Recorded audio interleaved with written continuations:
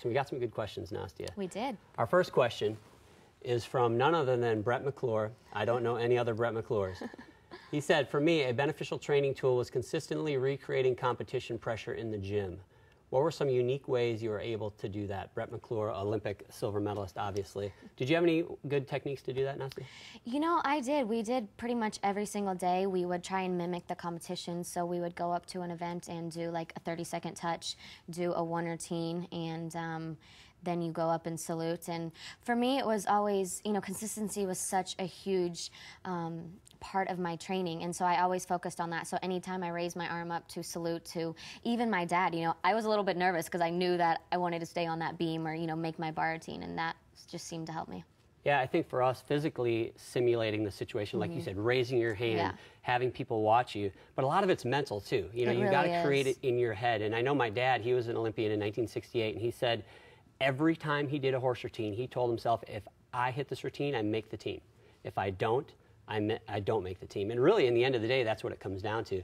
And the more you can do that in the practice, you get up there and you're like, I've done this 1,000 times. Yeah, exactly. And I think when you're in training, you always try and tell yourself that, you know, this is like competition. But then when you get out there on that podium, you do the flip-flop and you think, okay, just do it just like in training. I've done this routine millions of times, and that always helps. Well, one thing we did too that was a little bit more unorthodox is we'd do what's called a sock set. We'd roll up our socks and balls, and all the teammates would stand around the pommel horse, and when you did your horse routine, we'd peg you with the sock. Those are our sock sets.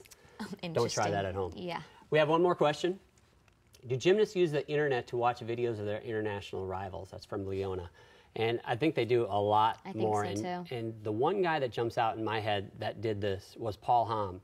And from what I heard, he and his coaches would sit down and watch these videos, and then they would make a plan. How do we beat that guy? They'd look at his routine and say, all right, you can do this, you can do this.